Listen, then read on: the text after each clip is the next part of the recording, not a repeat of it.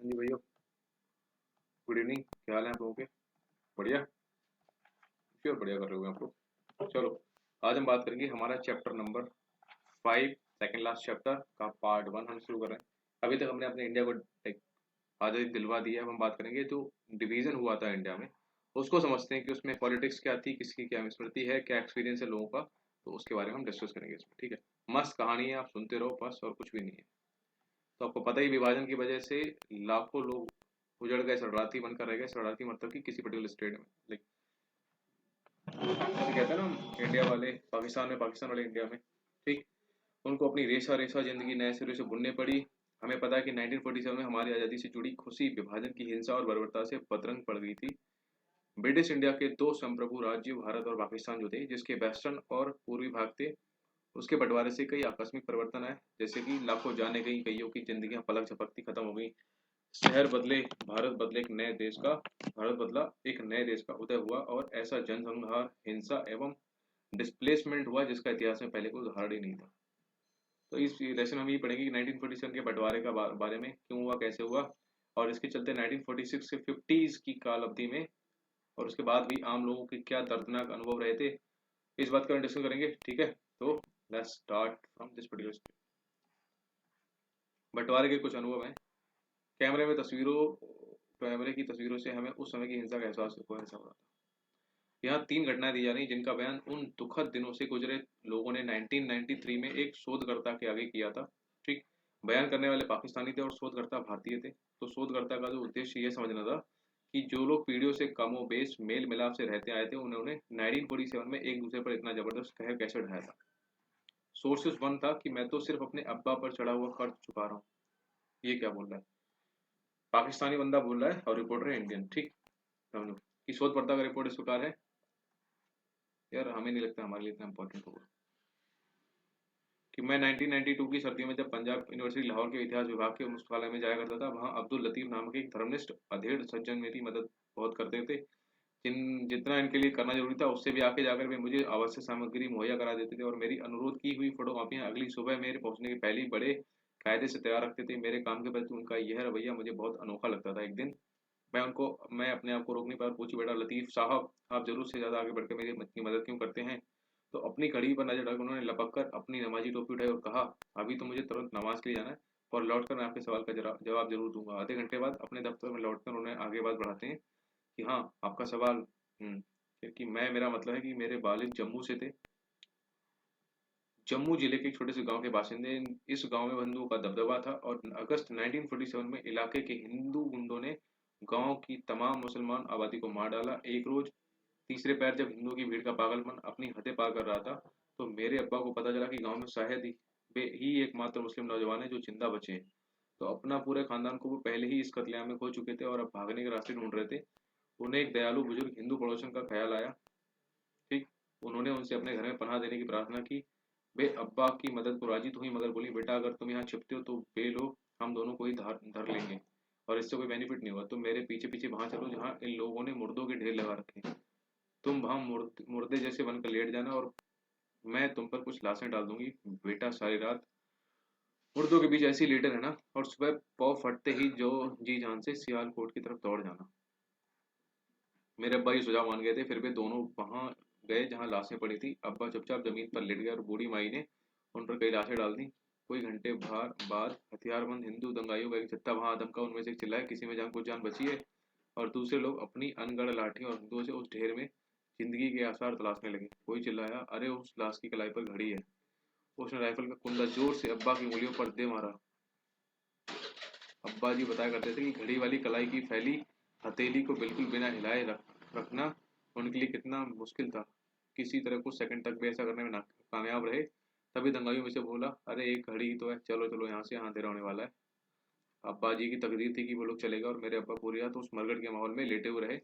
सुबह की उजास होते ही वे सचमुच अपनी जान लेकर ही भागे। सियालकोट पहुंचने तक वे रुके ही नहीं।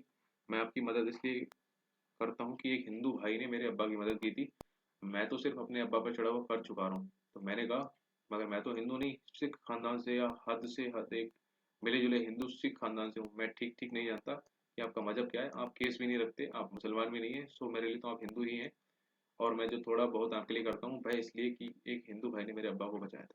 तो ये हो गया। ऐसी स्टोरी है, एक और है, पढ़ लेना, बहुत ही इमोशनल स्टोरी है। That is the true things. ठीक ना, नहीं तुम कभी हमारे नहीं हो सकते। चलो अब हम बात करते हैं हमारे ऐतिहासिक मोड़ के बारे में। बंटवारे या होलोकॉस्ट के बारे में। अभी जो जो भी डिस्को फेस किए गए हैं उनसे बंटवारे के दौरान हुई चौतरफा हिंसा का पता चलता है। कई लाख लोग मारे गए, न जाने कितनी औरतों का बलात्कार और अपहरण हुआ, और लोग उजड़ गए रातों रात, अजनबी जमीन पर रिफ्यूजी बनकर रह गए, और इंसानी नुकसान का कोई सटीक हिसाब लगाना मुश्किल है। काबिल जानकार विद्वानों ने मरने वाल मतलब कई सैकड़ा हजार, 10,000, लाख, 2 लाख से 5 लाख तक कर रही है। और शायद अनुमान सही है कि लगभग 1.5 करोड़ लोगों को भारत और पाकिस्तान के बीच रातों रात खड़ी कर दी कि सरहद के इस पार या उस पार जाना पड़ा। जैसे ही उन्होंने इस छाया सीमा यानी कि शेडो लाइंस, दोनों नए राज्यों के बीच की सरहद, औपचारिक आज़ादी के 2 दिन बाद तक भी अधिकृत तय नहीं थी जो उससे ठोकर खाई, वे बेघर हो गए।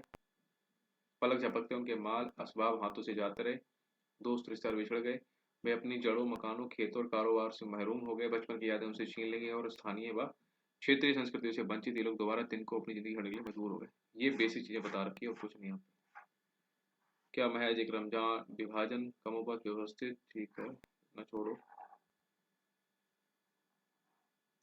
आपने कक्षा 9 में नाजी शासन के दौरान हुए एक जर्मन होलोकॉस्ट के नाजी जर्मन होलोकॉस्ट हुआ था, उसके अन पड़ा होगा। एक लिहाज से देखें तो सन 47 में भारतीय उपमहाद्वीप में जो कुछ घटा उसकी भीषणता को होलोकॉस्ट शब्द से ही समझा जा सकता है। ये हादसा इतना जघन्य था कि विभाजन, बंटवारे या तकसीम जैसे शब्दों से उसके सारे पहलू सामने नहीं आते। And that is the true thing. इससे ये भी समझने में मदद मिलती है कि यूरोपीय होलोकॉस्ट की तरह हमारे समकालीन सरोकारों में भी विभाजन का इतना ज्यादा जिक्र क्यों आता है।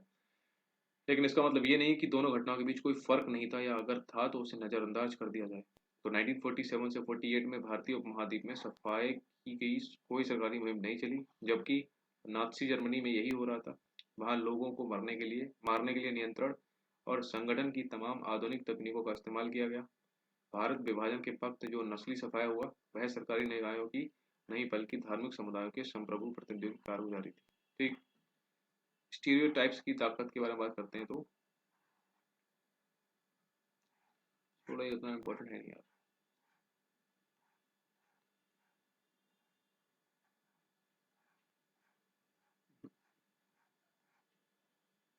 विभाजित क्यों कैसे हुआ, एक लंबे इतिहास का एक अंतिम चरण है कि कुछ इतिहासकार भारतीय और पाकिस्तान भी ये मानते हैं कि मोहम्मद अली जिन्ना की यह समझ की औपनिवेशिक भारत में हिंदू और मुसलमान दो पृथक राष्ट्र थे।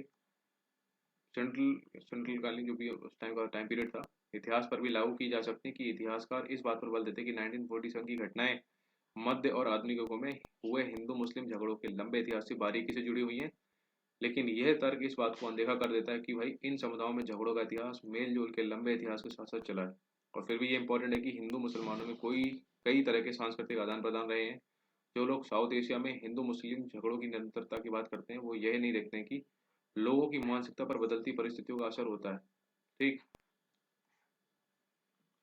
लखनऊ समझौता, लखनऊ डिक्लेरेशन दिसंबर 1916 में हुआ था। यह समझौता कांग्रेस और मुस्लिम लीग, जिसे इस समय यूपी में आधारित युवा पार्टी नियंत्रित करती है, कि आपसी तालमेल को दर्शाता है। इस समझौते के तहत कांग्रेस ने सेपरेट इलेक्शन को सूत्र को स्वीकारा था। समझौते ने कांग्रेस के मध्य मार्गियों, अतिवादियों और मुस्लिम लीग के लिए एक संयुक्त राजनीतिक मंच प्रदान किया था। ठीक। ये इंपॉर्टेंट है। आर्य समाज तो 19th सेंचुरी के आखिरी दशकों और प्रारंभिक 20th सेंचुरी का यह उत्तर भारतीय हिंदू सुधार आंदोलन खासतौर पर पंजाब में सक्रिय था। आर्य समाज वैदिक ज्ञान का पुनरुत्थान कर उसको विज्ञान की आधुनिक सोच से जोड़ना चाहता था। यह आर्य समाज का मोटो था या सोच कुछ। ये इंपॉर्टेंट है और कुछ नहीं। ठीक। मस्जिद के सामने संगीत, किसी धार्मिक जुलूस के द्वारा नमाज के वक्त मस्जिद के बाहर संगीत के बजाए जाने से हिंदू मुस्लिम हिंसा हो सकती थी, तो रूढ़िवादी मुसलमान इसे अपनी नमाज या इबादत में खलल खलल मानते थे। ठीक है। तो इसमें ज़्यादा कुछ तो है नहीं। सांप्रदायिकता से क्या अभिप्राय है, इतना कुछ हमारे लिए पेपर 2 के लिए इंपॉर्टेंट है, वो भी IAS के लिए अगर आप कर रहे हो तो। 1937 में जो प्रोविंसेस के इलेक्शंस हुए थे और कांग्रेस का मिनिस्ट्री उसके बारे में बात करते हैं, उससे पहले मुस्लिम लीग जो कि 1906 में ढाका में शुरू हुई थी, किसने शुरू की थी, आपको बताया था मैंने, अली ब्रदर्स, शौकत अली और कौन बनता था, कोई और रहमत अली से कुछ नाम था ना।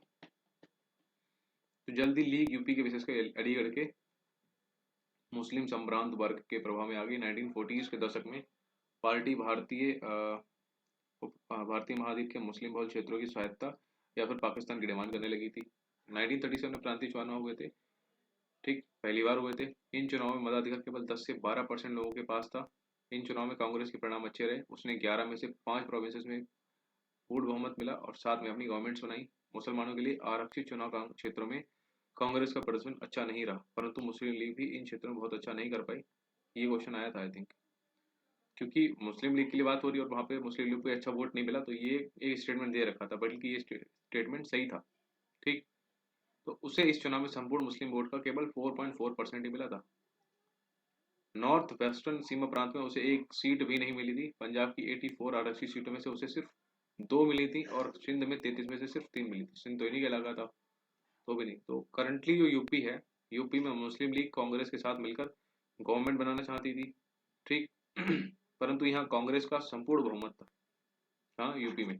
इसलिए उसने लोगों को इस मांग को ठुकरा दिया। कुछ विद्वानों का तर्क है कि इससे लीग के सदस्यों के दिलों में यह बात धर गई कि भाई अगर भारत अविभाजित रहा तो मतलब अगर अनडिवाइडेड इंडिया रहा तो मुसलमानों के हाथ में राजनीतिक सत्ता नहीं आ पाएगी, क्योंकि वो माइनॉरिटी है।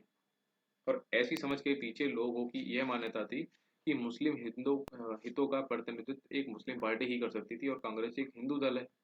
परंतु जिन्ना की मतलब जो भी जिद थी उसकी लीग को मुसलमानों का एकमात्र प्रवक्ता माना जाए, और उस समय बहुत कम लोगों को मंजूर थी कि लीग संयुक्त प्रांत बॉम्बे और मद्रास में लोकप्रिय थी। परंतु अभी भी उसका सामाजिक आधार बंगाल में काफी कमजोर था, ठीक। और नॉर्थ वेस्ट फ्रंटियर एवं पंजाब में ना के बराबर था। सिंध में भी लोग सरकार नहीं बना पाई थी लीग सरकार, और केवल 10 साल बाद ही इन सभी प्रांतों से पाकिस्तान बनाया गया था। इसलिए इस काल से लीग ने सामाजिक समर्थन की अपनी कोशिशें दोहरा कर रखी। 1915 में हिंदू महासभा की स्थापना हुई। ये एक हिंदू पार्टी थी जो, अभी देखो, 1905 में हो रही है मुस्लिम लीग, 1915 में हो रही हिंदू महासभा, जो कमेबेश उत्तर भारत तक सीमित रही। यह पार्टी हिंदुओं के बीच जाति एवं संप्रदाय के फर्कों को खत्म कर हिंदू समाज में यूनिटी पैदा करने की कोशिश करती थी। हिंदू महासभा हिंदू अस्मिता को मुस्लिम अस्मिता के विरोध में परिभाषित करने का प्रयास करती थी, ठीक। खैर, कांग्रेस मिनिस्ट्री ने भी इस खाई को और गहरा कर दिया। संयुक्त प्रांत में पार्टी ने गठबंधन सरकार बनाने के बारे में मुस्लिम लीग के प्रस्ताव को खारिज कर दिया था, क्योंकि मुस्लिम लोग जमींदारी प्रथा का समर्थन करती प्रतीत होती थी, ठीक, जबकि कांग्रेस उसको खत्म करना चाहती थी। ऑल्दो कांग्रेस ने अभी तक इस दिशा में कोई ठोस कदम नहीं उठाया था और न ही कांग्रेस को अपने मुस्लिम जनसंपर्क कार्यक्रम में कोई खास सफलता मिल पाई थी। तो इस प्रकार कांग्रेस के धर्मनिरपेक्ष और रेडिकल बयानों से रूढ़िवादी मुसलमान और मुसलमान के भूस्वामी तो चिंता में पड़ ही गए। कांग्रेस मुसलमानों को अपनी ओर आकर्षित करने में भी सफल नहीं हो पाई थी। और इतना नहीं था कि भाई 30 के दशक के आखिरी सालों में कांग्रेस के जो बड़े बड़े नेता थे ना, वो धर्मनिरपेक्षता पर पहले से ही ज्यादा जोर देने लगे थे, मगर कांग्रेस में ऊपर से नीचे तक कांग्रेस के मंत्री भी इन विचारों पर पूरी तरह सहमत नहीं थे, ठीक। मौलाना आजाद ने 1937 में यह सवाल उठाया कि कांग्रेस के सदस्यों को लीग में शामिल होने की छूट तो नहीं है, लेकिन उन्हें हिंदू महासभा में शामिल होने से नहीं रोका जाता है। उनके मुताबिक कम से कम मध्य प्रांत में यही स्थिति थी। कांग्रेस वर्किंग कमेटी ने दिसंबर 1938 में जाकर यह ऐलान किया कि कांग्रेस के सदस्य हिंदू महासभा के सदस्य नहीं हो सकते, ठीक। प्रसंगवश वह यही समय था कि जब हिंदू महासभा और राष्ट्रीय आरएसएस, हमारे मोदी जी इसी से बिलोंग करते हैं, की ताकत बढ़ती जा रही थी। 30 के दशक में आरएसएस नागपुर से बढ़ते हुए संयुक्त प्रांत पंजाब और देश के अन्य भागों में फैला था। तो 1940s तक आरएसएस के पास हिंदू राष्ट्रवाद की विचारधारा के प्रति समर्पित अत्यंत अनुशासित कई दहाई सैकड़ा हजार 1 लाख से ज्यादा वर्कर्स से कार्यकर्ता थे, और उनका विश्वास था कि भारत केवल हिंदुओं का देश है। यूनियनिस्ट पार्टी कहती कि पंजाब में हिंदू, मुस्लिम और सिख के भूस्वामियों के हितों का प्रतिनिधित्व करने वाली राजनीतिक पार्टी थी। ये पार्टी 1923 से 1947 के बीच काफी ताकत बढ़ रही थी। महासंघ क्या होता है? आधुनिक राजनीतिक शब्दावली में इसका अर्थ है कि काफी हद तक स्वायत्त और संप्रभु राज्यों का संघ, जिसकी केंद्रीय सरकार के पास केवल लिमिटेड पावर्स है। डिमांड ऑफ पाकिस्तान, पाकिस्तान की डिमांड कब उठी थी? धीरे धीरे सॉलिड रूप ले रही थी। 23 मार्च 1940 को मुस्लिम लीग ने उपमहाद्वीप के मुस्लिम बहुल इलाकों में कुछ स्वायत्तता की मांग का प्रस्ताव पेश किया, और इस अस्पष्ट प्रस्ताव में कहीं भी विभाजन या पाकिस्तान का जिक्र नहीं था, बल्कि इस प्रस्ताव को लिखने वाले पंजाब के पीएम थे और यूनानिस्ट पार्टी के नेता सिकंदर हयात खान, ठीक, पंजाब के प्रधानमंत्री और यूनानिस्ट पार्टी के जो भी नेता थे सिकंदर हयात खान ने 1 मार्च 1941 को पंजाब असेंबली को संबोधित करते हुए ऐलान किया था कि वह ऐसे पाकिस्तान की अवधारणा का विरोध करते हैं जिसमें यहाँ मुस्लिम राज और बाकी जगह हिंदू राज होगा। अगर पाकिस्तान का मतलब यह है कि पंजाब में खालिश मुस्लिम राज्य कायम होने वाला है तो मेरा उससे कोई वास्ता नहीं है। किसने बोला था ये? सिकंदर हयात खान ने, ठीक। और उन्होंने उन्होंने संघीय इकाइयों के लिए उल्लेखनीय स्वायत्तता के आधार पर एक ढीले ढीले महासंघ के समर्थन में अपने विचारों को फिर दोहराया। पाकिस्तान का नाम क्या हुआ था? पाकिस्तान अथवा पाकिस्तान, यानी कि पाक मतलब पंजाब, अफगान, कश्मीर, सिंध और बलूचिस्तान। नाम कैब्रिज के एक नाम कहाँ से लिया गया? कैब्रिज के एक पंजाबी मुसलमान छात्र चौधरी रहमत अली ने 1933 और 1935 में लिखित 2 पर्चों में गढ़ा। रहमत अली इस नई इकाई के लिए अलग राष्ट्रीय हैसियत चाहता था, तो 1930s के दशक में किसी ने रहमत अली की बात को गंभीरता से नहीं लिया। यहाँ तक कि मुस्लिम लीग और अन्य मुस्लिम नेताओं ने भी उसके इस विचार को केवल एक छात्र का स्वप्न समझकर खारिज कर दिया था। और सोचो, नाम किसने दिया? पूछ लेगा, चौधरी रहमत अली। तो कुछ लोगों का मानना है कि पाकिस्तान के गठन की मांग उर्दू कवि मोहम्मद इकबाल से शुरू होती है, जिन्होंने सारे जहां से हिंदुस्तान हमारा लिखा था। तो 1930s में मुस्लिम लीग के अधिवेशन में अध्यक्षीय भाषण देते हुए उन्होंने एक नॉर्थ वेस्ट मुस्लिम राज्य की जरूरत पर जोर दिया था। मगर उस भाषण में इकबाल एक नए देश के उदय पर नहीं, बल्कि वेस्टर्न भारत में मुस्लिम बहुल इलाकों को एकीकृत शिथिल भारतीय संघ के भीतर एक स्वायत्त इकाई की स्थापना पर जोर दे रहे थे। ठीक, जस्ट 16 मिनट हो गए। आई थिंक इसको भी 2 पार्ट्स में डिवाइड करना पड़ेगा। Let's see. विभाजन अचानक हो गया। मुस्लिम लीग का प्रस्ताव आया 1940s में। तो मुस्लिम लीग के 1940 वाले प्रस्ताव की डिमांड क्या थी कि भौगोलिक दृष्टि से सटी हुई इकाइयों का क्षेत्र के रूप में चिन्हित किया जाए, ठीक है, और जिन्हें बनाने में जरूरत के हिसाब से इलाकों का फिर से ऐसा समायोजन किया जाए कि हिंदुस्तान के नॉर्थ वेस्ट और ईस्टर्न क्षेत्रों जैसे जिन हिस्सों में मुसलमानों की संख्या ज्यादा है उन्हें इकट्ठा करके स्वतंत्र राज्य बना दिया जाए और जिनमें शामिल इकाइयां स्वाधीन और स्वायत्त होंगी। ठीक, वो दो तक घटनाक्रम का था। जब 1945 में दोबारा बातें शुरू हुई तो अंग्रेज इस बात पर सहमत हुए कि एक केंद्रीय कार्यकारिणी सभा बनाई जाएगी जिसके सभी सदस्य भारतीय होंगे सिवाय वायसराय के और सशस्त्र सेनाओं के सेनापति। उसको पता है क्योंकि ये चीजें बहुत इंपॉर्टेंट हैं। उनकी राय में ये पूर्ण स्वतंत्रता की ओर शुरुआती कदम होगा। और सत्ता हस्तांतरण के बारे में ये चर्चा टूट गई क्योंकि जिन्ना इस बात पर अड़े हुए थे कि कार्यकारिणी सभा के मुस्लिम सदस्यों का चुनाव करने का अधिकार मुस्लिम लीग के अलावा किसी और को नहीं होगा, कि इसमें जो भी बंदे बैठेंगे, जो भी मुस्लिम बंदे होंगे, उसके लिए जो इलेक्शन होगा उन मुस्लिम कैंडिडेट्स को इलेक्ट करने का, उसका राइट सिर्फ और सिर्फ मुस्लिम्स के पास होगा, हिंदूज के पास नहीं होगा। तो वे सभा में सांप्रदायिक आधार पर वीटो की व्यवस्था भी चाहते थे। ठीक, ये वीटो टर्म मैं आपको समझाऊंगा जब हम आपको पॉलिटी पढ़ाऊंगा। और मोस्ट प्रॉब्ली मैं पॉलिटी स्टार्ट करूंगा mid of Jan, and don't worry, it won't take more than 20 days। ठीक, उनका कहना था कि अगर मुस्लिम सदस्य किसी फैसले का विरोध करते हैं तो कम से कम 2/3 सदस्यों की सहमति से पारित किया जाना चाहिए। और उस समय के राजनीतिक हालात को देखते हुए लीग की पहली मांग काफी वंडरफुल थी क्योंकि राष्ट्रवादी मुस्लिमों का एक बड़ा तबका कांग्रेस का सपोर्ट करता था और इन वार्ताओं में उसके प्रतिनिधिमंडल का नेतृत्व मौलाना आजाद कर रहे थे। और वेस्टर्न पंजाब में यूनिस्ट पार्टी के सदस्य भी ज्यादातर मुसलमान थे। तो अंग्रेज यूनानिस्टों को नाराज नहीं करना चाहते क्योंकि पंजाब सरकार में उन्हीं का दबदबा था। ठीक, और वे अंग्रेजों के प्रति लगातार वफादार रहे थे। तो वही 1946 में इलेक्शन हुआ दोबारा। सामान्य सीटों पर कांग्रेस की कृपा सफलता मिली। 91.3% नॉन मुस्लिम वोट कांग्रेस के खाते में चला गया। ठीक, मुसलमानों के लिए जो आरक्षित सीट पर थी, मुस्लिम लीग को भी ऐसे ही बेजोड़ सफलता मिली। सेंट्रल प्रांत में उसने सभी 30 आरक्षित सीटें जीत ली थी इस बार, और मुस्लिम वोटों में से 86.6% वोट उसको मिल गए थे। और सभी प्रोविंसेस की कुल 509 आरक्षित सीटों में से 442 मुस्लिम लीग के पास चली गई। समझ रहे हो? 1946 और 1937 से 46 में कितना डिफरेंस हुआ है। और इसका मतलब है कि 1946 में जाकर ही मुस्लिम लीग खुद को मुस्लिम मतदाताओं के बीच सबसे प्रभुत्वशाली पार्टी के रूप में स्थापित कर पाई और अब जाकर वह भारत के मुसलमानों की एक मात्र प्रवक्ता होने का दावा कर सकती थी। लेकिन आपको यह याद होगा कि इन चुनाव में मताधिकार बेहद लिमिटेड था क्योंकि मुस्लिम को सिर्फ और सिर्फ मुस्लिम ही वोट कर रहे थे। आबादी की केवल 10 से 12% तबके को ही प्रांतीय चुनाव में वोट डालने का अधिकार दिया गया था, और सेंट्रल असेंबली के चुनाव में तो केवल 1% लोगों को ही मतदान मिला था। मतलब भैया जो एलीट क्लास के पीपल थे उनको ही वोट का राइट मिलता था। ठीक, विभाजन का एक संभावित विकल्प छोड़ो, इतना कुछ है नहीं, हमें डिटेल नहीं जाना। विभाजन की ओर कैबिनेट मिशन योजना से अपना समर्थन वापस मिलने के बाद मुस्लिम लीग ने पाकिस्तान की अपनी मांग को अमली जामा पहनाने के लिए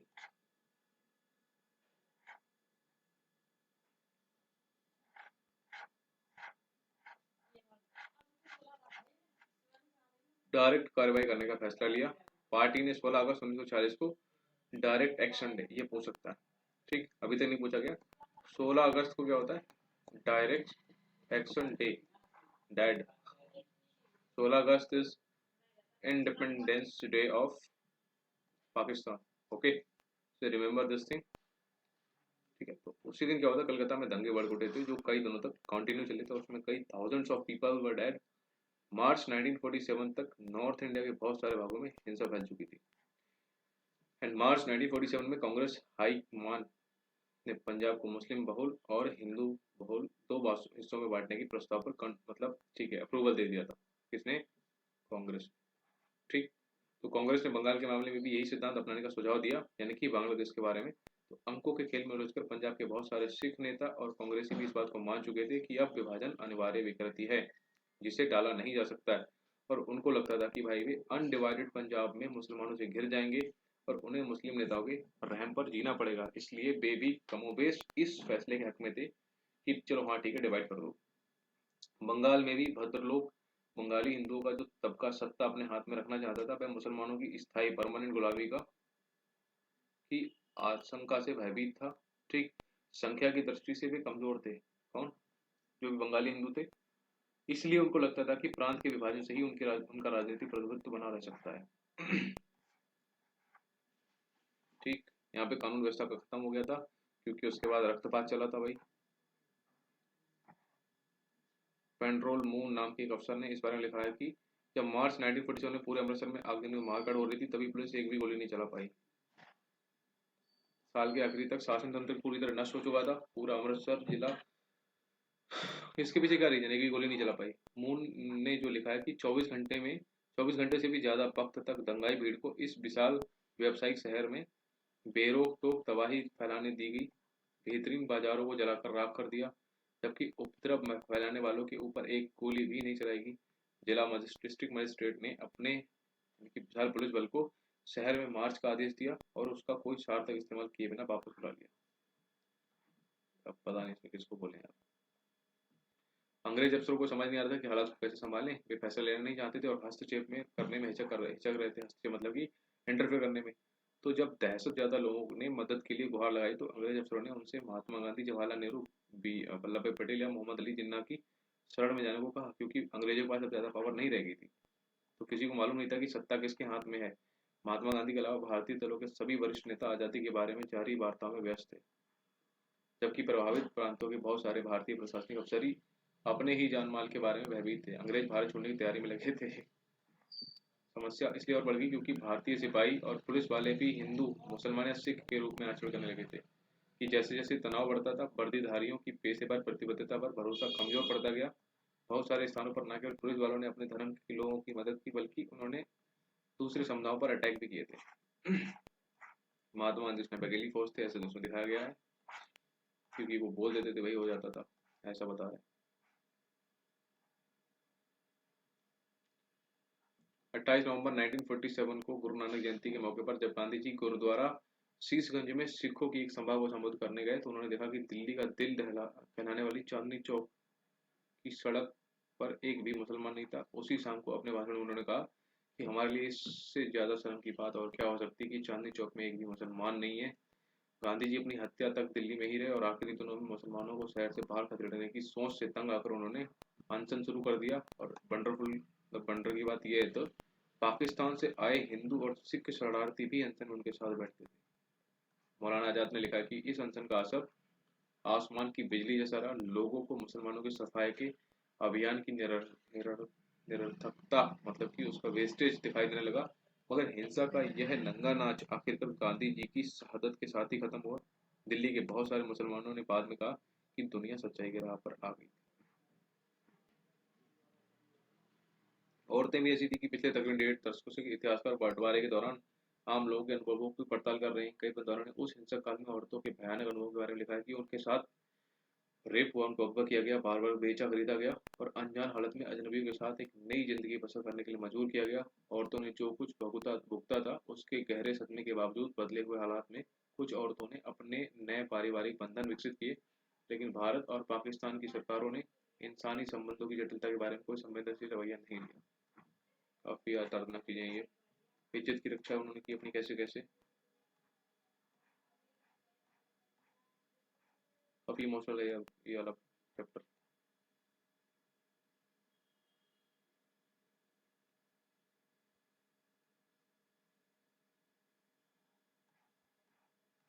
ठीक। क्षेत्रीय विविधताएं।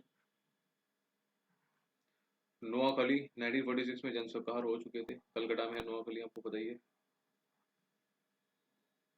सारा वही चल रहा है कि डिवीजन में क्या हुआ था। बंगाल में प्लान ज्यादा लंबे समय तक चलता रहा। लोग धीरे धीरे अंतर्राष्ट्रीय सीमा के आर पार जाते रहे। इसका ये अर्थ है कि बंगाली विभाजन से जो पीड़ा उपजी वह इतनी तीखी नहीं थी, लेकिन इसकी टीस लगातार महसूस हो रही थी। पंजाब के अपोजिट बंगाल के धर्म के आधार पर आबादी का बंटवारा भी उतना क्लियर नहीं था। बहुत सारे बंगाली हिंदू पूर्वी पाकिस्तान में, जबकि बहुत सारे बंगाली मुसलमान वेस्ट पाकिस्तान में रुके रहे। 1971 से 1972 में बांग्लादेश की स्थापना हुई। जाहिर है कि इस्लाम पूर्वी और वेस्टर्न पाकिस्तान को एक दूसरे छोड़कर नहीं रख पाया था। ठीक।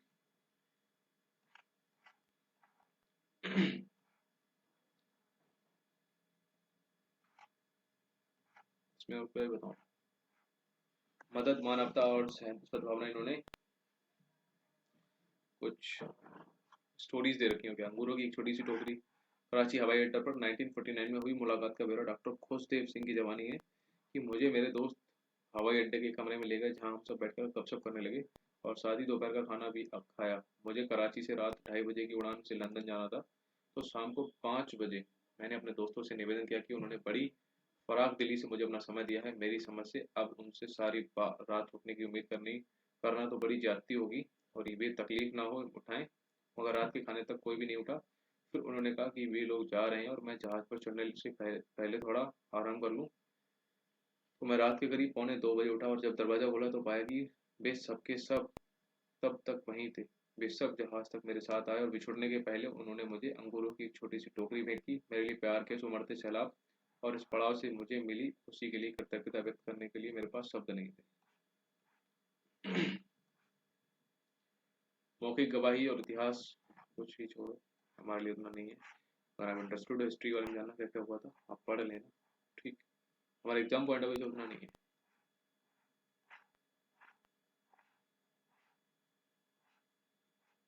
तो ये चैप्टर मैं इसी में खत्म करता हूँ। ठीक, ज़्यादा है नहीं इसमें। Same with the next chapter ऐसे होगा कि ज़्यादा कुछ है नहीं। जो भी है यहाँ पे कि 1930 में प्रसिद्ध उर्दू कवि थे मोहम्मद अकबाल। ठीक। ढील डाले भारतीय संघ के भीतर एक उत्तर पश्चिमी भारतीय मुस्लिम राज्य की जरूरत का सोच विचार प्रेस करते हैं। 1933 से 1935 कैम्ब्रिज में पढ़ने लिए पंजाब मुस्लिम चौधरी रहमत अली ने पाकिस्तान नाम दिया था। 1937 से 1939 ब्रिटिश भारत के 11 में से 7 प्रांतों में कांग्रेस के मंत्रिमंडल सत्ता में आए थे। 1946 में आपको पता ही होता है कि प्रांतों में चुनाव संपन्न होते हैं। सामान्य निर्वाचन क्षेत्रों में कांग्रेस को और मुस्लिम लीग को शानदार कामयाबी मिलती है 1946 में। ठीक। 1940 में क्या हुआ, लाहौर में मुस्लिम लीग बहुत इलाकों के लिए कुछ हद तक स्वायत्तता की मांग करते हुए प्रस्ताव पेश करती है। मार्च से जून तक ब्रिटिश कैबिनेट अपना 3 सदस्य मिशन दिल्ली भेजता है। Cabinet mission 1946। अगस्त में क्या हुआ था, मुस्लिम लीग पाकिस्तान की स्थापना के लिए direct D R direct action day 16 अगस्त। कलकत्ता में हिंदू सिख और मुसलमानों के बीच हिंसा फूट पड़ती है और कई दिन तक चलने वाली इस हिंसा में हजारों लोग मारे जाते हैं। मार्च 1947 में क्या हुआ था, कांग्रेस हाईकमान पंजाब को मुस्लिम बहुल और हिंदू सिख बहुल हिस्सों में बांटने के पक्ष में फैसला लेता है और बंगाल में भी इस सिद्धांत को अपनाने का आह्वान करता है। मार्च 1947 के बाद अंग्रेज भारत छोड़कर जाने लगते हैं। 14 से 15 अगस्त 1947 पाकिस्तान का गठन होता है। भारत स्वतंत्र होता है। महात्मा गांधी सांप्रदायिक सौहार्द बहाल करने के लिए बंगाल का दौरा करते हैं। बस ये सब है हमारा चैप्टर खत्म। ठीक। इसका चैप्टर 6 है जो लास्ट चैप्टर हमारा, और इसके बाद हमारी थीम्स की हिस्ट्री की जो भी इम्पोर्टेंट था सारा खत्म हो जाएगा, इसके बाद हम करेंगे ल्यूसेंट से हिस्ट्री करेंगे, जो हमारी मॉडर्न हिस्ट्री मेन है, पहले वो करेंगे बाकी देखेंगे। ठीक, तो कोई प्रॉब्लम हो आप इस नंबर पे व्हाट्सएप करो मेरे को। बाकी see you in the next video, till then ध्यान रखो, बाय बाय।